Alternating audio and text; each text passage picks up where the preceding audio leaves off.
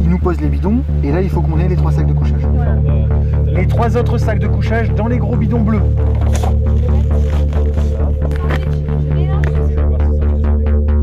Donc ça restait un objectif, on va dire un rêve.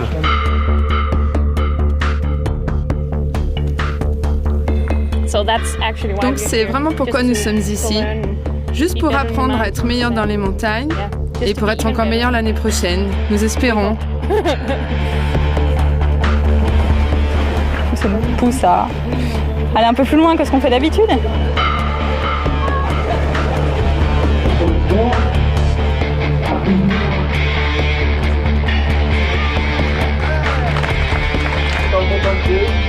C'est vraiment un grand bonheur.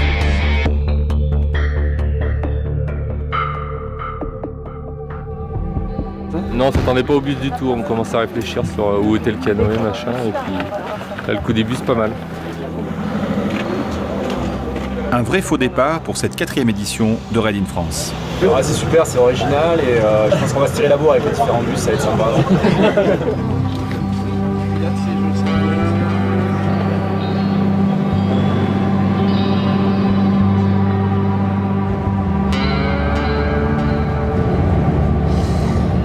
Plutôt que de faire un circuit, je trouve que c'est sympa. Le Rif, on a toujours fait plus ou moins des traversées, donc voilà, il est fidèle à son idée. Arrivé à Saint-Nazaire-en-Royan, les canoës sont bien là. Bon, on pense qu'on a tout préparé le matériel, ça fait 3 jours qu'on est dessus. Là. Et puis normalement, il n'y a pas de raison que ça se passe mal. On sait qu'on va être en course-poursuite un petit peu, mais on va pas s'affoler parce que la course est très très longue, beaucoup d'équipes, une belle fête, quoi, une belle aventure qui démarre. C'est un départ en masse sur la Bourne qui lance les 47 équipes de cette 4e édition de Raid in France. Du Vercors à la Drôme provençale, pour une grande traversée non-stop et sans assistance.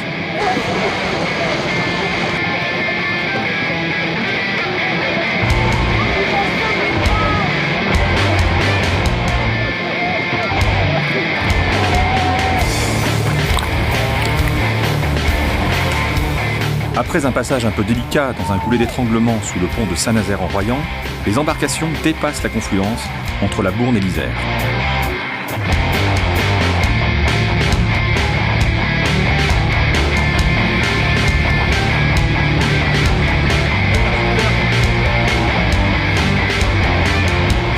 Arrivé au barrage de Saint-Hilaire, petit portage pour reprendre la navigation 800 mètres en aval, avec une redescente vers la rivière un peu acrobatique. Ça c'est du canoë ça. On est parti pour un sauteur. Ça va pour l'instant. Hein.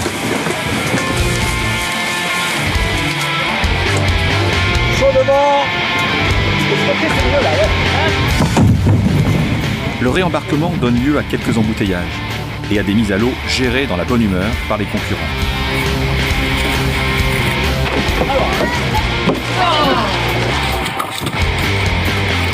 C'est reparti pour 16 km de descente sur l'Isère.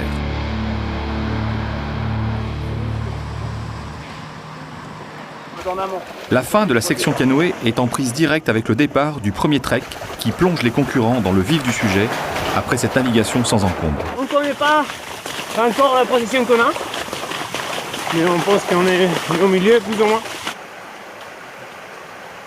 Remonter sur les berges du ruisseau de Béhor jusqu'au CP2 où les coureurs reçoivent leur premier jeu de cartes. Stratégie de course. On part tout de suite où on trace l'itinéraire. S'économiser et puis pas dormir la première nuit et on verra après quand on peut tenir sans dormir, quoi. Si ça descend en vélo, je suis d'accord, mais si tu descends à pied, Hop, on remet les pédales. Chaque équipe a sa méthode, son organisation et pour certaines, un partage des tâches bien rodé. Il y a des écarts là maintenant, mais très rapidement, quand les équipes de devant qui n'ont pas tracé vont être obligées de s'arrêter, les écarts, il faudra attendre. On va attendre le début de la fin de l'après-midi.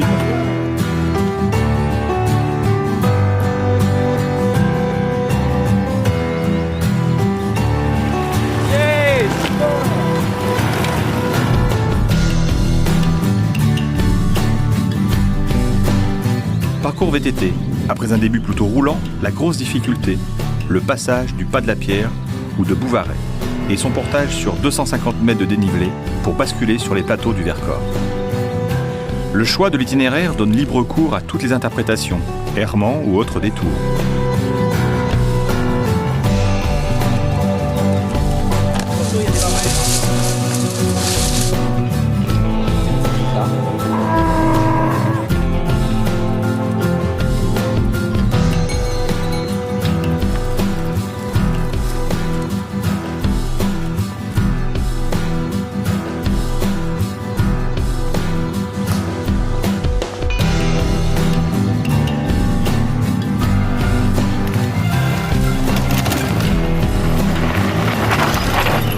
Génial. Bon, on a porté un moment, mais on est récompensé.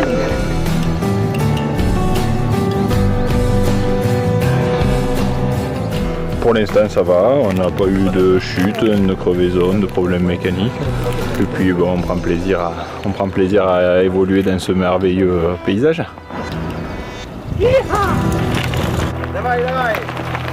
Premier fait de course avec l'abandon d'une des équipes favorites, vainqueur en 2010, le team Red Light Vertical, sur casse d'un de leurs VTT. Dérailleur et le cadre, donc grosse déception. C'est d'autant plus dur d'abandonner que c'est une course par équipe, quoi.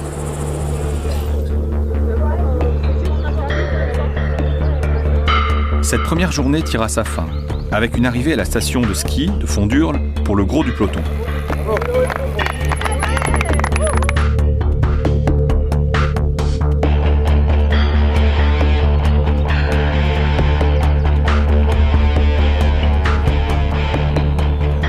La Corse, c'est dur, mais c'est magnifique. C'est beau.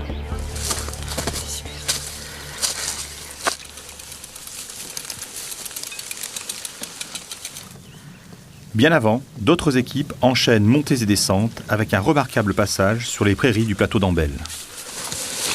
La tête de course est serrée, avec 5 ou 6 équipes au coude à coude. Pour l'instant, Quechua tient la tête. En arrière, les équipes souffrent et avancent lentement. Beaucoup ont passé la nuit sur les hauts plateaux. C'est un récipient, c'est marqué sirop d'agave, en fait c'est tout ça du tout. C'est rempli de crème de marron. Ça pèse son poids, mais... On badigeonne, en espérant que ça fasse son effet. Voir le coucher de soleil, voir des paysages magnifiques, rencontrer des gens. C'est parti pour les parties de nuit. Rennes non-stop, 5 jours. Sortie des plateaux du Vercors par le pas du Follet et le col de la Chaux pour redescendre dans la vallée du Diois. Cette section VTT est la plus engagée du raid. 88 km avec 3700 mètres de dénivelé, une succession de cols et descentes jusqu'au CP7 à Menay. Là, faut pas qu'on traîne, hein, on enchaîne. C'est pour ça, se faire sécher. Tout à l'heure, on aura le temps de se faire sécher les pieds. Je comprends. Il est un peu long là. Mais si c'est long pour nous, bah derrière ça va être très très dur. Il faut aller au cyclique en passant par Détreuil. Et il y a une zone habitée en aval. Quechua part en tête du CP7 pour la Spéléo et pense dormir à l'assistance 1 à la sortie du canyon. Dès que la nuit est tombée, on a eu droit à une nuit qui est vraiment très très très très noire. Il fait froid, il fait humide, même les équipes de tête sont relativement marquées, peut-être moins Quechua actuellement, qui est peut-être l'équipe qui pour l'instant semble la mieux gérer sa course. Il y a une équipe qui m'a fortement impressionné, qui est arrivée peut-être 1h30 derrière Quechua, mais qui est l'équipe d'Ukraine.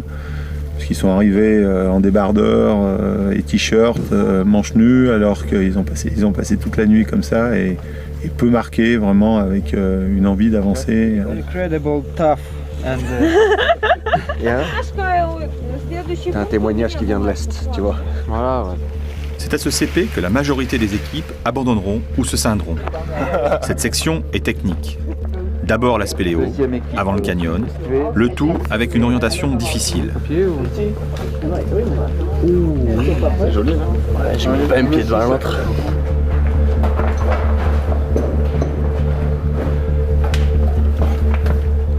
Malgré son apparente facilité, la grotte de Pelbit, traversée en temps bloqué, causera quelques frayeurs aux moins aguerris ou aux plus sensibles des concurrents.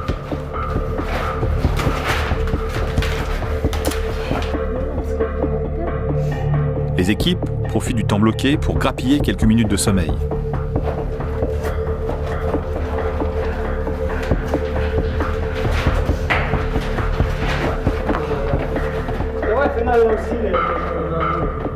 Vaucluse Aventure, en 4e position, s'oriente vers le CP11, passe la balise B14, au-dessus de la forêt du Sapet. Et on descend où alors? Voilà la piste en bas. La piste en bas? Ouais. Barjot, toi? Ouais, elle est là. Là. Une orientation sanglier est requise pour rejoindre le départ du canyon du Rio Sourd. Une équipe se perdra et mettra plus de 8 heures pour faire la liaison, alors qu'une heure était suffisante. On va dormir là à l'assistance en tout cas. On dormira après, je pense.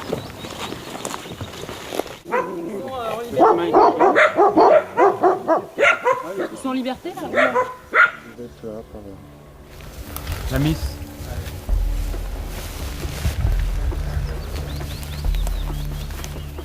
C'est impossible qu'on soit descendu là. Ah non, c'est pas impossible. Ah non, c'est tout à fait possible. On va voir là-bas. Alors attends, de toute façon, le point de repère, le chemin, on va...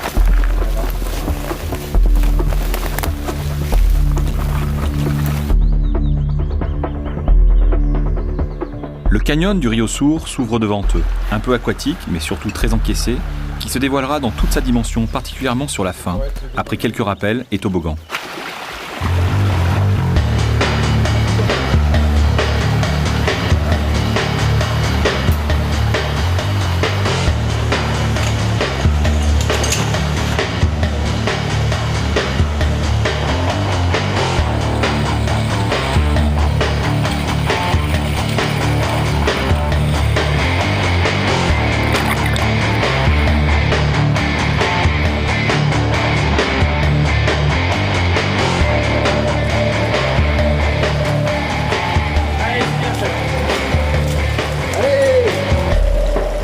Tout au bout, le CP11, qui est aussi la première assistance. Les équipes retrouvent leur bidon avec vêtements et nourriture. Nous sommes à 30 heures du départ. Plus de 12 heures séparent les premiers des derniers. On essaie de tout ranger notre bordel, notre matériel. Après ça, on va aller dormir. Mais on a beaucoup monté les vélos, tout préparé, se bouffer, prendre une bonne bouffe et puis essayer d'avoir au moins peut-être 2 heures de réellement bon repos bien allongé. Seules 18 équipes sur les 47 du départ pourront passer la première porte horaire, celle qui permet d'espérer la réalisation de l'ensemble du parcours proposé lors de cette 4e édition de Raid in France. Les autres équipes seront redirigées sur les parcours de substitution. La nuit s'est plutôt bien passée, on s'est un peu perdu comme tout le monde, on a eu des galères, quoi. Et ben voilà, les crevaisons là, normalement il y en a une, deux, et puis trois avec le pneu tubeless. La section suivante de VTT, plus roulante, passe par les sucettes de bord, les contreforts du Vercors Sud au pied du Joucou, pour arriver dans la vallée du Buèche, près de Luce-la-Croix-Haute. Les Ukrainiens ouvrent la voie, mais les Quechua sont juste derrière avec 3 heures de sommeil obligatoire engrangées. Toujours dominant leur sujet et gérant leur course.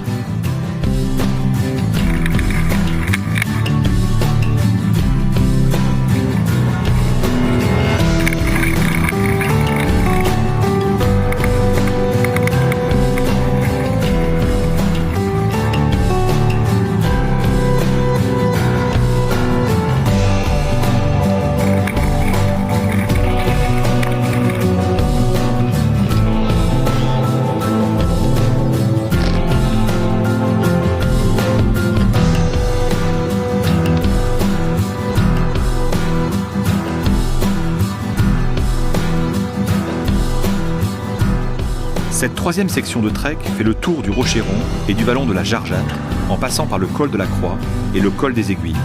Seules 8 équipes passent la porte horaire du CP15 au col de la Croix, permettant de partir sur le grand tour de trek, les 10 autres équipes étant obligées de couper une partie de l'itinéraire et de rejoindre l'arrivée du trek par un parcours moins exigeant et plus court. Derrière, après l'abandon surprise du team Lozère, alors 2e, un groupe de 6 équipes emmenées par le team français Raid 74 et les équipes étrangères danoises, finlandaises, ukrainiennes et suédoises essayent de rester dans le sillage des premiers.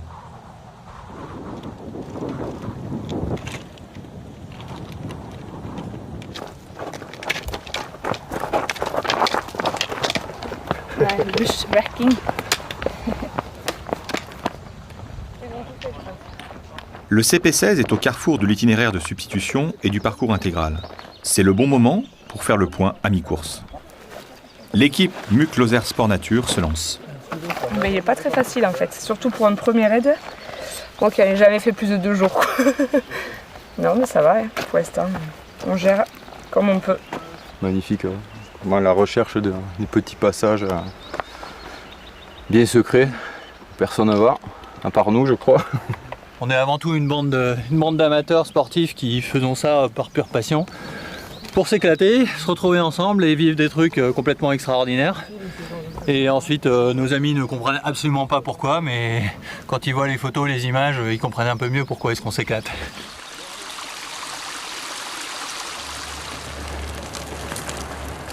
La section de VTT suivante quitte le département des Hautes-Alpes et ramène les concurrents dans le Diois pour rejoindre le départ d'une étape de canoë sur la rivière Drôme.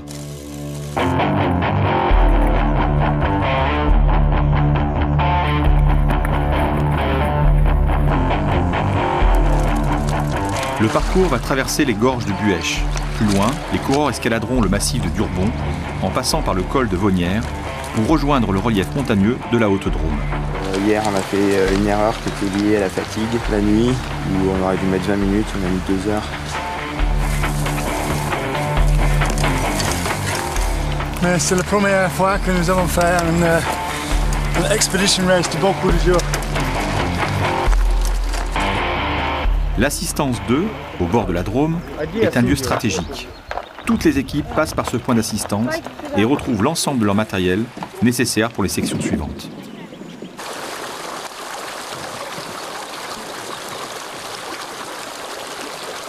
On a notre quatrième qui est un peu zombie, donc il faut lui laisser le temps de récupérer parce que... On fait 3 heures de pause et puis on continue. Moi, j'ai dormi 1 heure mais j'étais décalqué, je crois que je suis arrivé, j'étais complètement zombie. J'étais parti assez rapidement sur une plateforme blanche. J'en conclus que c'est un iceberg.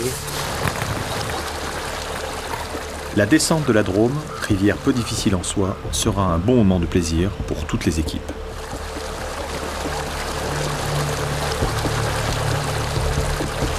CP21, arrivée de la 2e section canoë.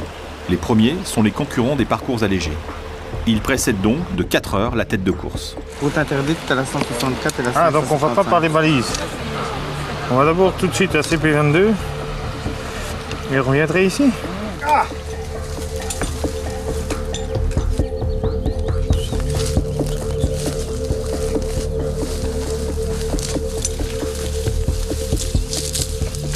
Bon, c'est une découverte pour nous puisqu'on n'avait jamais fait de raid non-stop. Là, le kayak aujourd'hui, c'était fantastique. De nombreuses équipes resteront autour du feu et dormiront sur la plage avant de repartir. La navigation de nuit étant autorisée, elles découvriront ce nouvel aspect des raids non-stop.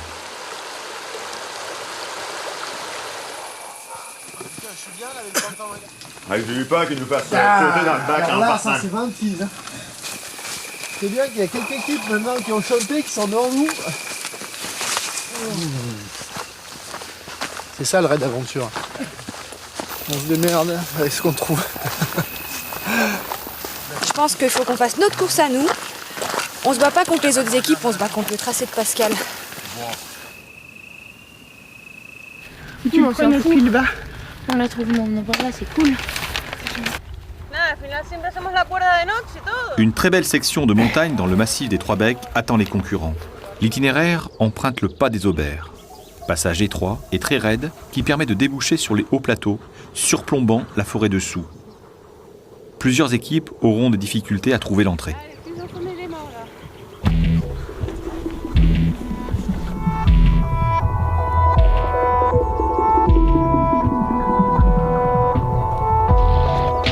La sortie du massif des Trois Becs est effectuée grâce à un cheminement de cordes dans les falaises du Veillou, avec, au final, un rappel de 80 mètres plein vide.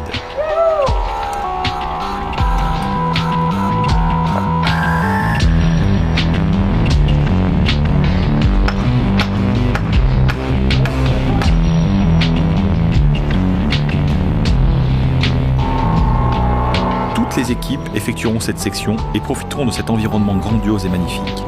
Certaines équipes, peu habituées à la montagne et au vide, passeront beaucoup d'énergie pour vaincre une peur omniprésente. Ce passage de corde marquera tous les coureurs. Ça fout les chouilles.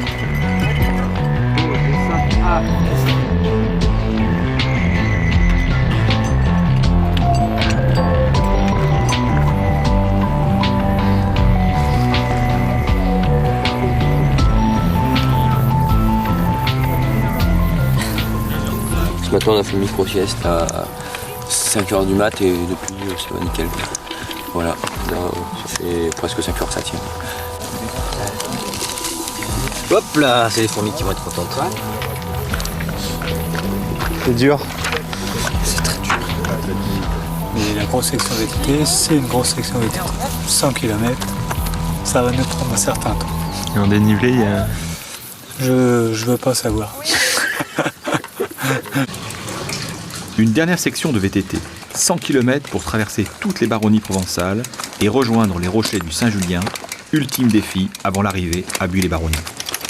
En tête, on retrouve l'équipe quechua, suivie de l'équipe ukrainienne d'Ouest Direct qui a pris l'ascendant sur le Team Red 74. Suit un groupe composé des équipes d'Ardeville, Garmin, La Fuma, Merrell, Vaucluse Aventure. Puis un peu plus en retrait, le reste des concurrents, encore engagés sur le parcours intégral. Sur la première partie, pas de difficulté majeure, ni en progression, ni en orientation.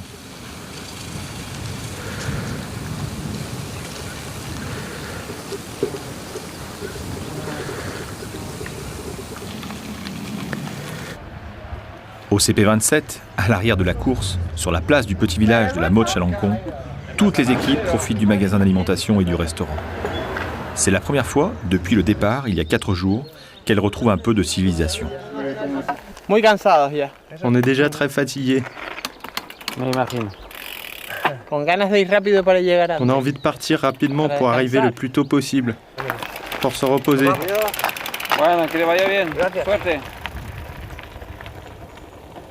Bien plus loin, en tête de course, Quechua se rapproche de la ligne d'arrivée. On fait pas mal de poussage de vélo, mais ça roulait. Mais bon, le TT c'est dur. Oh, je suis brûlé de partout. De l'eau, on a toujours été un peu limite. J'en ai sorti, mais non, c'est costaud.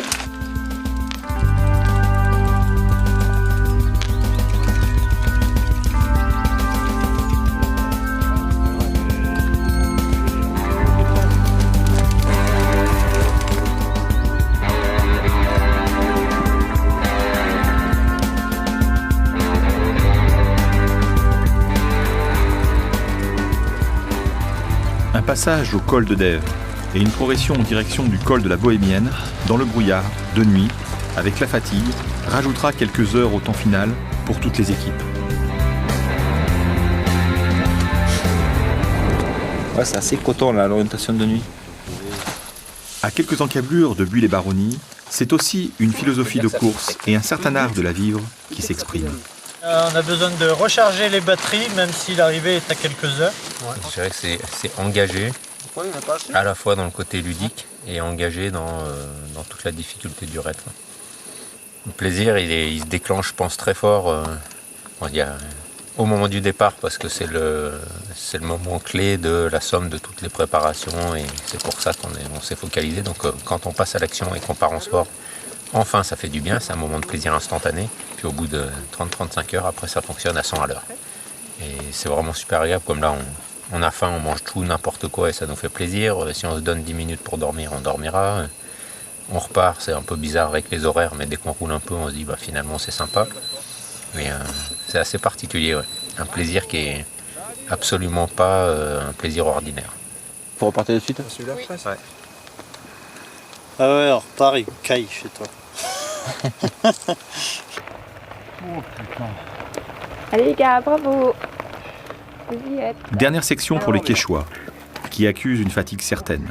La marge d'avance sur leurs poursuivants est assez grande pour gérer calmement les contretemps. Le vélo, il n'y a plus aucun jeu de direction, il n'y a plus rien de bon dans le vélo. On le met à la poubelle, au recyclage, dans le bac recyclage. Qu'est-ce que t'en penses, une bonne petite bière? On y va? On va aller... On pose les affaires vélo on va y ici, aller. là. Bon, allez. Enlevé.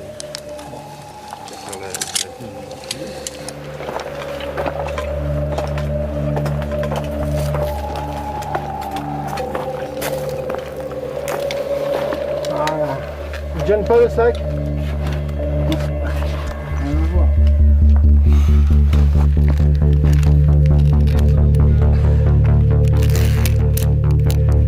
Ça fait quoi de voir les lumières de la ville? Ça fait du bien, hein, parce que c'était le but, hein, c'était de s'en venir ici le plus vite possible. Puis Buis, les Baronniers, que j'ai hâte d'aller visiter demain. Si je suis capable de marcher. Dernière section avant la descente sur Buis les Baronnies, et pas des moindres. Un bel atelier corde pour enfin en voir le bout.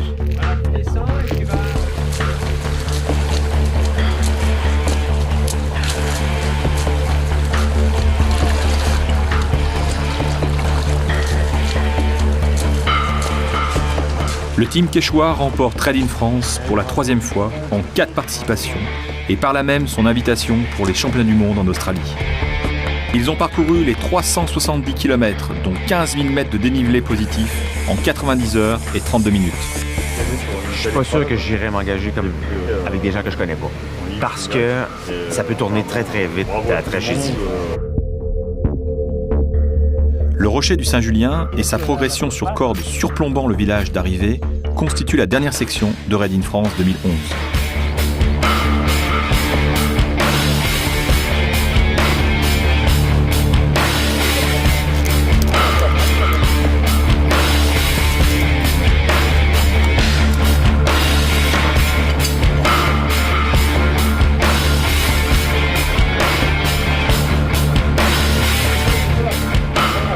En deuxième position, une surprenante équipe venue d'Ukraine qui a impressionné l'ensemble des observateurs par son adaptation à la cartographie, sa résistance et sa motivation.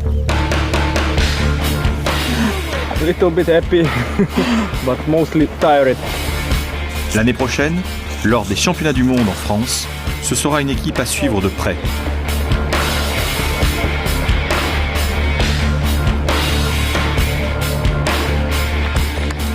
Sur 47 équipes au départ, 29 seront classées, 8 finiront le parcours mais hors classement pour point de contrôle non validé et 10 abandonneront.